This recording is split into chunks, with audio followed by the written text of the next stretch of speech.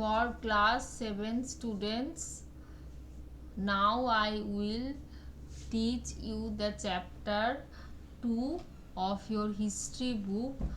The name of the chapter is Some Aspects of Indian Political History. ঠিক আছে, তাহলে আমি এখন যে চ্যাপ্টারটা তোমাদের পড়াবো ক্লাস 7 স্টুডেন্টসদের জন্য, আমি যে চ্যাপ্টারটা এখন পড়াবো সেটা হচ্ছে চ্যাপ্টার নাম্বার 2। চ্যাপ্টারটার নাম হচ্ছে সাম অ্যাসপেক্টস অফ ইন্ডিয়ান পলিটিক্যাল হিস্ট্রিকে নিয়ে আমি এখন পড়াবো। ঠিক আছে, তো এটা কখন হয়েছিল না এডি 7 সেঞ্চুরি থেকে 12 সেঞ্চুরি এডির মধ্যে যে ইন্ডিয়ান পলিটিক্যাল হিস্ট্রিতে কি কি জিনিস ঘটেছিল 7 সেঞ্চুরি থেকে 12 সেঞ্চুরি এডি টাইমটার মধ্যে, সেটা নিয়ে তোমাদেরকে আমি এখন বলবো। সো দেখো, we are the inhabitants of India, আমরা হচ্ছি ইন্ডিয়ায় ইনহ্যাবিটেন্টস। ঠিক আছে, the region where we live is called Paschimbanga. আমরা যে জায়গাটায় এখন থাকি সেই জায়গাটার নাম হচ্ছে পশ্চিমবঙ্গ অর ওয়েস্ট বেঙ্গল, যেটা আমরা বলে থাকি। ঠিক আছে, তাহলে আমরা হচ্ছে ইন্ডিয়ার ইনহ্যাবিটেন্টস, মানে আমরা ইন্ডিয়ার দেশবাসী। ঠিক আছে, আমরা যে জায়গাটায় এখন থাকি সেটাকে আমরা বলছি Paschimbanga or West Bengal. Okay, so this name is not old, আমরা এখনও আমাদের জায়গাটাকে আমরা বলে থাকি ওয়েস্ট বেঙ্গল বা পশ্চিমবঙ্গই বলি।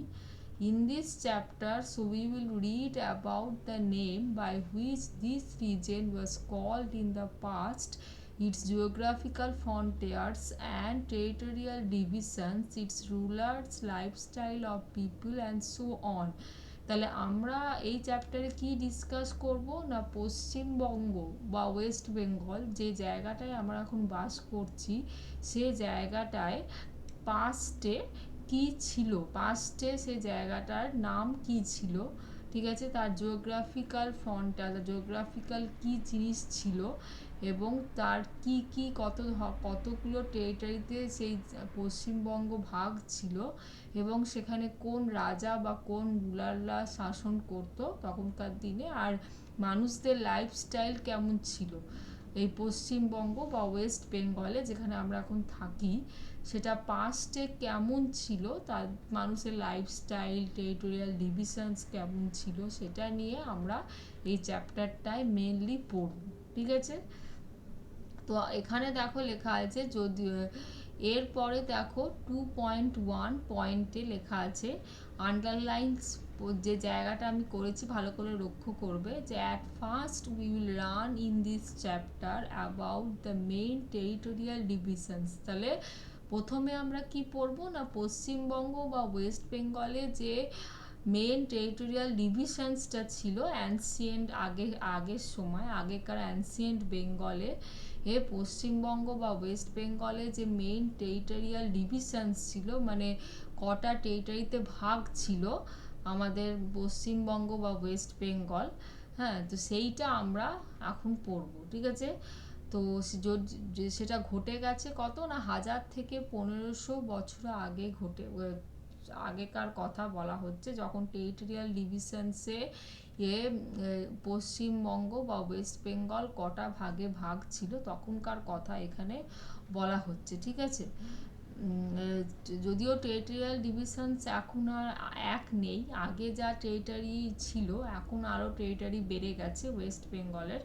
তো আগেকার কথা 1000 থেকে 1500 বছর আগেকার কথা আমরা এখন বলবো, তখনকার সময় টেরিটোরিয়াল ডিভিশনস কটা ছিল ওয়েস্ট বেঙ্গলের সেটা বলবো। ঠিক আছে, তো এরপর দেখো, তারপর এখানে দেখো লেখা আছে ডিড ইউ নো। ঠিক আছে, ডিড ইউ নো পেজটায় দেখো লেখা আছে বঙ্গ, বাংলা, বাংলাদেশ, পশ্চিমবঙ্গ।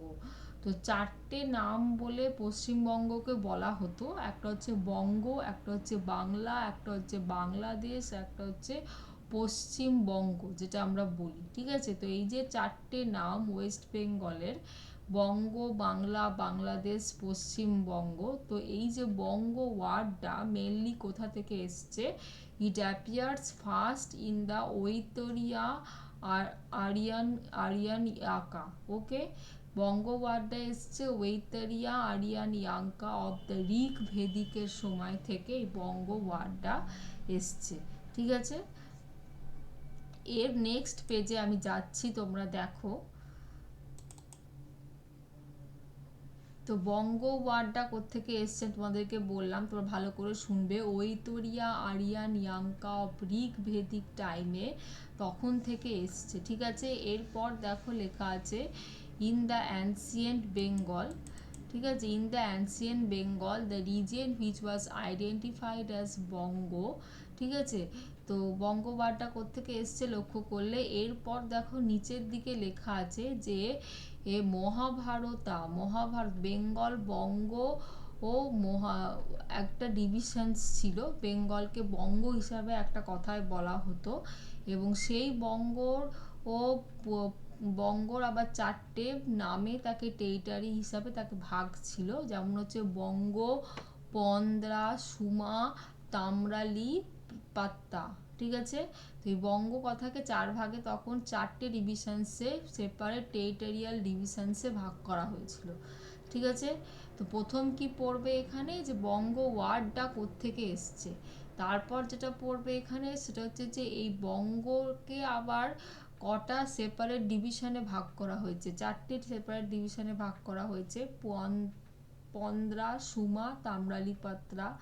ঠিক আছে, আর এই 4টের নাম আমরা মেনলি কোথা থেকে পেয়েছি দেখো লেখা আছে অর্থশাস্ত্র কৌটল্য থেকে পাওয়া গেছে। ঠিক আছে, এরপর দেখো তলার দিকে আমি কিছু আন্ডারলাইন করেছি যে আবুল ফাজল মুঘল এজের হিস্টোরিয়ানস ছিলেন। Abul Fazal the historians of the Mughal age mentioned this territory, মানে বঙ্গ টেরিটরিটাকে বলেছিল, mentioned this Banga territory in his Ain i Akbari book as Subah Bangla, Subah Bangla বলে বলেছিল। তা আবুল ফাজল একজন হিস্টোরিয়ান ছিলেন তখনকার দিনে, তিনি এই বঙ্গ টেরিটরিটার নাম দিয়েছিলেন Subha Bangla.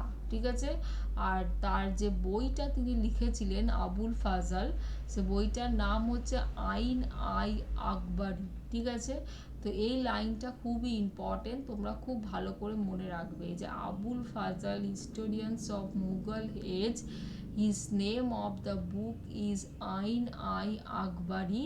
He mentioned this Bongo territory, named this Bongo territory as Subha Bangla. ঠিক আছে, আর এই যে ওয়ার্ড সুভা এই কথাটা এসছে প্রভিন্স বা স্টেট থেকে কথাটা এসছে। ঠিক আছে, তো এই লাইনটা এখানে পড়বে। এরপর দেখো আমি নেক্সট পেজে যাচ্ছি, সেটা হচ্ছে যে নেক্সট পেজটা লক্ষ্য করো, দেখো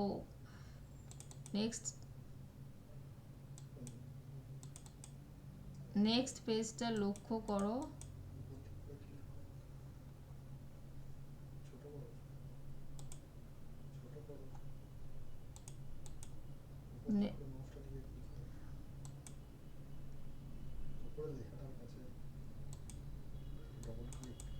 নেক্সট পেজটা লক্ষ্য করো, দেখো এখানে আছে কি বাংলা বা বাংলাদেশ। ঠিক আছে, তো ইউরোপিয়ান ট্রাভেলাররা তারপর 1600, 1700, 1800 খ্রিস্টাব্দে এসেছিল, তখন তারা আবার এই যে পশ্চিমবঙ্গ কান্ট্রিটাকে বেঙ্গলা বলে একটা কথা লেখা আছে দেখো, ভেঙ্গালা, VNGALA, ভেঙ্গলা বলে কথাটা বলেছিল এই ইউরোপিয়ান ট্রাভেলাররা 1600, 1700, 1800 সালে এসে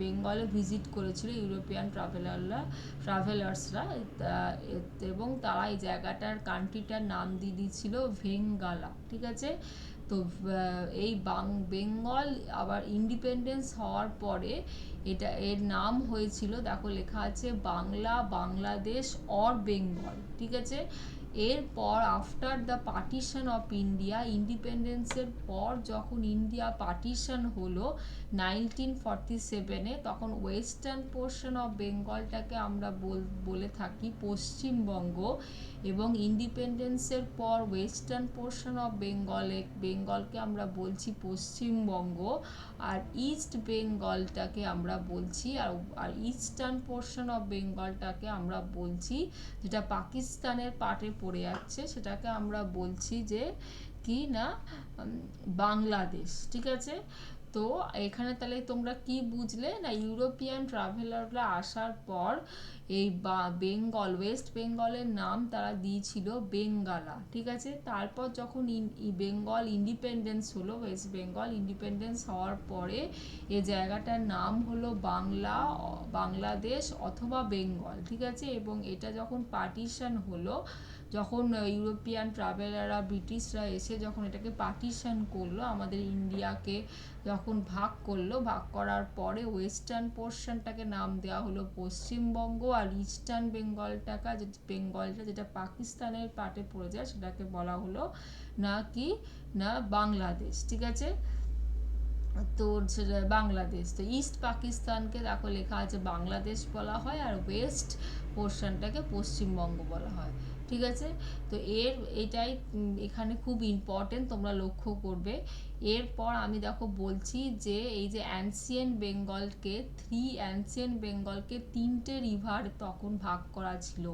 নামগুলো লক্ষ্য ভালো করে শুনবে, ভাগীরথী, পদ্মা, মেঘনা, তিনটে রিভারে ভাগ করা ছিল অ্যানসিয়েন্ট বেঙ্গলকে, ভাগীরথী, পদ্মা, মেঘনা। ঠিক আছে, এরপর এই অ্যানসিয়েন্ট বেঙ্গলকে আমি বলছি, দেখো আন্ডারলাইন করা আছে, তিনটে মেন রিজনে ভাগ করা ছিল, যার নাম হচ্ছে পুন্দ্রাভারদানা, ভারেন্দ্রা, ভাঙ্গালা, রাধা সুমা, গদা, আরেকটা সামাতাতা আর হরিকেল। ঠিক আছে, তো এই যে আমি 9টা নাম বললাম যে অ্যানসিয়েন্ট বেঙ্গলকে, main reasons of ancient Bengal, ভালো করে লক্ষ্য করবে, এই নামগুলো খুব ভালো করে পড়বে, main reasons of ancient Bengal আর 3 রিভার্স অফ অ্যানসিয়েন্ট বেঙ্গল, এটাও খুব ভালো করে পড়বে। আর যেটা আমি বললাম যে ইন্ডিপেন্ডেন্সের পরে, পার্টিশন হওয়ার পরে যে পোর্শনটা আমি বললাম ইয়েলো কালারের জায়গায় লেখা আছে, সেটা পড়বে। এরপর দেখো যে main reasons of ancient Bengal তো 9টা ভাগে ভাগ হয়েছে, দেখো পুন্দ্রাভারদানা, ভারেন্দ্রা দুটো, তিনটে হচ্ছে ভাঙ্গা, 3 নম্বর ভাঙ্গা, 4 নম্বর ভাঙ্গালা, 5 নম্বর রাধা সুমা, 6 নম্বর গদা, 7 নম্বর সামাতাতা অ্যান্ড 8 হচ্ছে হারিকেল। ঠিক আছে, তো এই 4টে মেন রিজেন্সে অ্যানসিয়েন্ট বেঙ্গল ভাগ হয়। এবার এই পুন্যভারধানা কি না একটা সবথেকে লার্জেস্ট টেরিটরি অ্যানসিয়েন্ট বেঙ্গলের। ঠিক আছে, এরপর তোমরা দেখতে পাবে যে দেখো, এরপর তোমরা দেখতে পাবে যে দেখো এই ভারেন্দ্রা কি না দুটো রিভার্সের মাঝখান দিয়ে যে ল্যান্ডটা গেছে সেটাকে ভাগীরথী আর কারতুয়া বলে দুটো নদী আছে, তার মাঝখানে দিয়ে যে ল্যান্ডটা গেছে সেটাকে বলছে ভারেন্দ্রা। ঠিক আছে, পুন্যভারদানা কি, ভারেন্দ্রা কি, এক লাইন করে দেখো লেখা আছে। এরপর ভাঙ্গা কি না একটা ট্রায়াঙ্গুলার শেপড ডেল্টা রিজনকে আমরা বলছি ভাঙ্গা, যেটাও দুটো রিভারের মাঝখানে গেছে, একটা হচ্ছে ভাগীরথী, একটা হচ্ছে পদ্মা। ঠিক আছে, তাহলে ভাঙ্গাও হচ্ছে ট্রায়াঙ্গুলার শেপ ডেল্টা রিজন, যেটা ভাগীরথী আর পদ্মার মাঝখান দিয়ে গেছে, ট্রায়াঙ্গুলার শেপড হয়ে, মানে ত্রিকোণাভাবে শেপড হয়ে একটা জায়গা গেছে, সেটাকে বলছি আমরা ভাঙ্গা, যেটা ভাগীরথী আর পদ্মা নদীর মাঝখান দিয়ে গেছে। ঠিক আছে, আরেকটা কি বললাম, ভারেন্দ্রা, যেটা ভাগীরথী আর কারতুয়া নদীর মাঝখান দিয়ে যে ল্যান্ডটা গেছে সেটা হচ্ছে ভারেন্দ্রা। আর পুন্যভারদানা হচ্ছে সব থেকে লার্জেস্ট টেরিটরি ছিল তখনকার দিনে অ্যানসিয়েন্ট বেঙ্গলে, সেটা হচ্ছে পুন্যরাভারধানা। ঠিক আছে, এরপরে তোমরা দেখতে পাবে যে রাত আর সুমা, এটাও দুটো রিজেন্স ছিল, যেটা তো আমি বললাম একটু আগে নাম, রাত আর সুমা, সেটাও ছিল ভাগীরথীর ওয়েস্ট যে নদীটা তার ওয়েস্টার্ন ব্যাঙ্কে অবস্থিত ছিল এই দুটো রিজেন, রাত আর সুমা। ঠিক আছে, তো এরমভাবে যে আরও নাম আছে, যেমন আমি ভারেন্দ্রা বললাম, ভাঙ্গা বললাম, পুন্যভারদানা বললাম, ঠিক আছে, রাজসুমা বললাম, তেমনি তোমার রাজসুমাও বললাম। রাজসুমা হচ্ছে দুটো সেপারেট রিজেন, যেটা ভাগীরথী নদীর ওয়েস্টার্ন ব্যাঙ্কের পাশ দিয়ে গেছে। ঠিক আছে, ভাঙ্গালা তো বললাম, ভাঙ্গালা হচ্ছে ভাঙ্গালা বললাম যে ইউরোপিয়ান ট্রাভেলার্সরা নাম দিয়েছিল অ্যানসিয়েন্ট রিজনকে ভাঙ্গালা বলে। ভাঙ্গা তো আমি বললাম, ভাঙ্গা হচ্ছে এ ট্রাঙ্গুলার শেপড ডেল্টাইক রিজেন, যেটা দুটো নদীর মাঝখানে অবস্থিত, সেটা হচ্ছে ভাগীরথী আর পাদমা। ঠিক আছে। পূর্ণভারদানা তো সব থেকে লার্জেস্ট টেরিটারি। রাধা সুমাহা হচ্ছে ভাগীরথী নদীর ওয়েস্টার্ন ব্যাঙ্কে অবস্থিত। ঠিক আছে। আর গদা হচ্ছে সবথেকে গদা আর হারিকেল আর সামাতাতা, এরকম আরও 3টে অ্যানসিয়েন্ট রিজেন্স আছে ওয়েস্ট বেঙ্গলে, যেটা তোমরা নেক্সট পেজ আমি বলছি দেখো, সেখানে তোমরা দেখতে পাবে। ঠিক আছে। এই যে দেখো, ভাঙ্গালা হচ্ছে কি না, এখানে লেখা আছে southern part of coastal area of বে অফ বেঙ্গলের দিকে অবস্থিত ভাঙ্গালা। ঠিক আছে। রাধা সুমহা তো বলে দিলাম যে ওয়েস্টার্ন ব্যাঙ্ক অফ ভাগীরথী নদীর পাশে অবস্থিত। ঠিক আছে। এরপর যেটা আমি বলবো সেটা হচ্ছে গদা। দেখো লেখা আছে গদা হচ্ছে সবথেকে ইম্পর্টেন্ট রিজেন অ্যানসিয়েন্ট এবং মেডিভাল এজের সবথেকে ইম্পর্টেন্ট জায়গা। অ্যানসিয়েন্ট তখনকার দিনে ছিল, অ্যানসিয়েন্ট এবং মেডিভাল পিরিয়ডে, সেটা হচ্ছে গদা। এটা হচ্ছে নেম অফ দ্য ক্ল্যান্স। ঠিক আছে। গদা জায়গাটাকে আমরা এখন বলে থাকি মুর্শিদাবাদ, বীরভূম আর কিছু ওয়েস্টার্ন পার্ট অফ বারওয়ান ডিস্ট্রিক্টের মধ্যে এই গদা জায়গাটা তখনকার দিনে পড়তো। তখন এই জায়গা, এই যে মুর্শিদাবাদ, বীরভূম আর ওয়েস্টার্ন পার্ট অফ বারওয়ান ডিস্ট্রিক্টকে এক কথায় আমরা তখন অ্যানসিয়েন্ট টাইমে মেডিভাল এজে আমরা বলতাম গদা। ঠিক আছে। এরপরে গদা জায়গাটা এক্সপ্যান্ডেড হলো, তারপরে শশাঙ্ক এলো। ঠিক আছে। শশাঙ্ক বলে একজন রাজা, উনি এলেন। ঠিক আছে। এই গদা এক্সপ্যান্ডেড হয়ে শশাঙ্ক বলে রাজা উনি এলেন। উনি এসে ওনার ক্যাপিটাল কার্না সুভান্না বলে তার জায়গা একটা ক্যাপিটাল করলেন। ঠিক আছে। তো সেই নিয়ে আমি পরের ইয়েতে আলোচনা করব। এরপর দেখো সামাতাতা কি লেখা আছে না, রিভার মেঘনার পাশে অবস্থিত সামাতাতা রিজেন, অ্যানসিয়েন্ট রিজেন। আর হারিকেলা এটাও একটা অ্যানসিয়েন্ট রিজেন, যেটা চিটাগং বলে যে জায়গাটা আছে, হ্যাঁ, তো সেই জায়গাটার পাশে অবস্থিত, যেটাকে এখন আমরা বলে থাকি যে চিটাগং বলে, এখন প্রেজেন্ট যে জায়গাটাকে আমরা চিটাগং বলি, তখন সে জায়গাটার নাম ছিল হারিকেলা। ঠিক আছে। তো এই যে আমি রিজেন্সগুলোর কথা বললাম, এই 4টে রিজেন্সে, এই 9টা রিজেন্সের নাম অ্যানসিয়েন্ট বেঙ্গলের খুবই ইম্পর্টেন্ট। এই 9টা রিজেনের নাম তোমরা খুব ভালো করে মনে রাখবে। আর যে 3টে নদী ভাগীরথী, মেঘনা আর আরেকটা ভাগীরথী, মেঘনা আর আর আর ভাগীরথী, মেঘনা আর আরেকটা নদী ছিল। ঠিক আছে। পাদমা। এই 3টে নদীর নাম আর এই রিজেন্সগুলোর নাম, 9টা রিজেন্সের নাম তোমরা খুব ভালো করে মনে রাখবে। হ্যাঁ, এটাই হচ্ছে মেন জিনিস আমি এখানে বললাম। ঠিক আছে। এর ওপর কিছু কোশ্চেন অ্যান্সার্স থাকবে, আমি যেটুকু পড়ালাম সে কোশ্চেন অ্যান্সার্সগুলো তোমরা এই ভিডিওটা শুনে এই আন্ডারলাইন পোর্শনসগুলো দেখে তোমরা কোশ্চেনের অ্যান্সারগুলো লিখবে।